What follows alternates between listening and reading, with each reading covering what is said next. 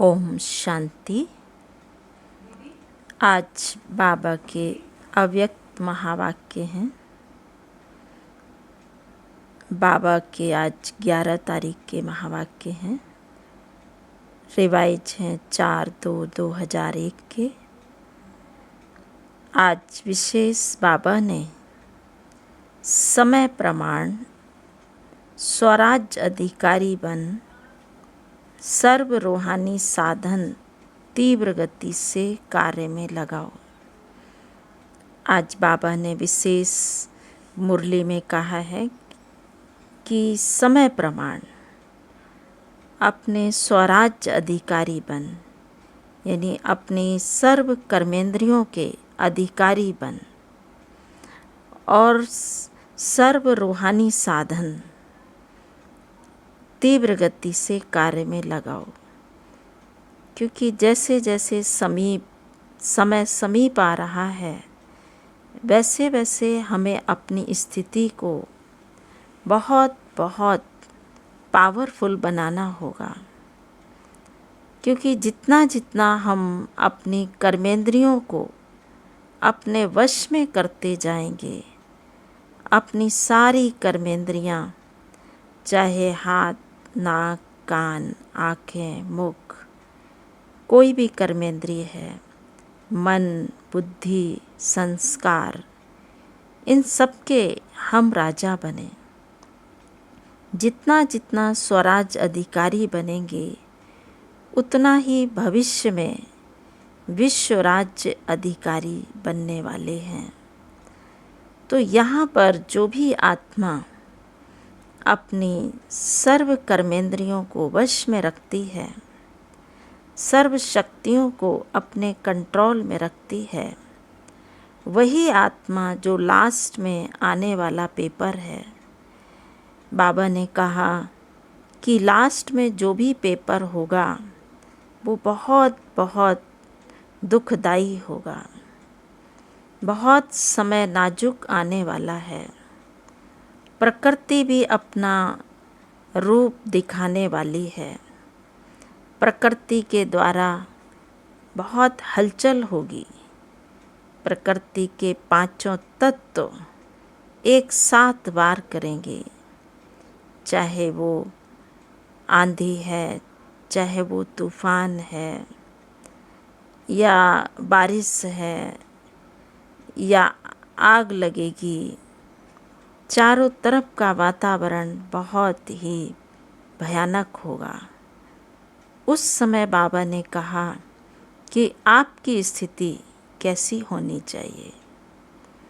उस समय आपकी स्थिति एकदम अचल, अडोल और एक रस अवस्था होनी चाहिए।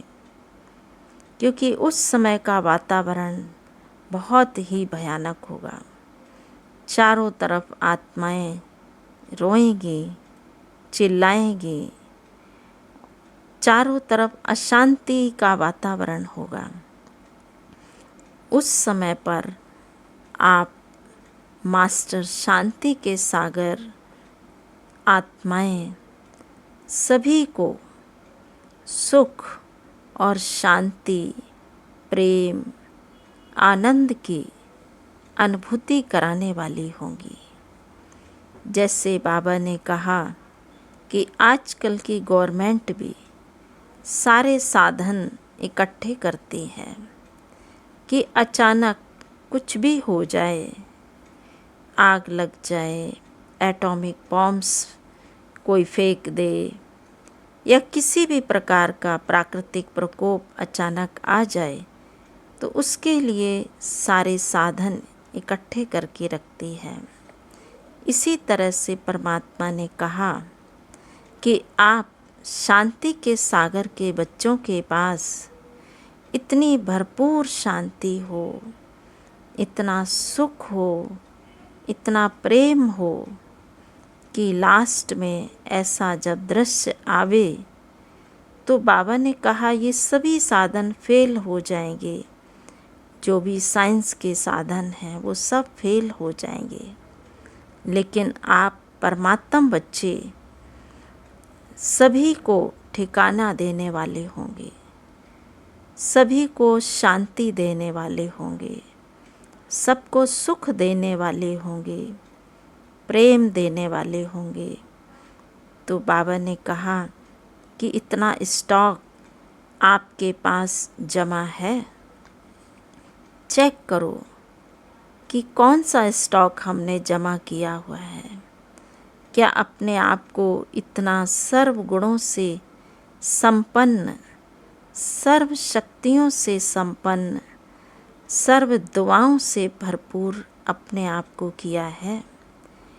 क्योंकि ये दुआएं ही लास्ट में काम आएगी। अंत समय में कुछ भी काम नहीं आने वाला है। चाहे बाबा ने कहा कोई कितना भी धनवान हो, चाहे कोई कितना भी पद पोजीशन वाला हो, उस समय और कुछ भी काम नहीं आएगा। आप जो परमात्म बच्चे हैं, आपके अंदर जो ज्ञान, गुण और शक्तियाँ हैं, बस वही काम आएंगी। तो इसके लिए परमात्मा ने कहा कि क्या अपने आप को ऐसा तैयार किया हुआ है, भरपूर किया हुआ है कि कोई शांति की प्यासी आत्माएं आए, आप उनको शांति दे सको। जैसे यहाँ पर कोई पानी की प्यासी आत्माएं आती हैं और आप उनको 36 प्रकार का भोजन दे दें, तो क्या वो 36 प्रकार का भोजन स्वीकार करेंगी? नहीं, उनको उस समय पानी ही चाहिए। तो इसी तरह से परमात्मा ने कहा कि उस समय, अंत समय में जब शांति की प्यासी आत्माएं होंगी, तो उनको शांति ही देनी पड़ेगी, ना कि कुछ और। फिर बाबा ने कहा कि आप ऐसे समय के लिए एवर रेडी हो, एवर रेडी आत्माएं हो, या उस समय कहेंगे कि क्या करें, कैसे करें, ये तो मेरे से हो नहीं सकता। बाबा ने कहा नहीं, उस समय एक भी बहाना नहीं चल सकता। क्या ऐसे सर्व कर्मेंद्रियां आपके ऑर्डर प्रमाण हैं? आप सहन शक्ति को ऑर्डर दो और आ जाए सामना करने की शक्ति, तो क्या ऐसे चलेगा? सहन शक्ति को ऑर्डर दो तो सहन शक्ति हाजिर हो जाए, या निर्णय शक्ति को ऑर्डर दो और निर्णय शक्ति हाजिर हो जाए। उस समय दूसरी शक्ति आएगी तो बाबा ने कहा ये चलेगा नहीं।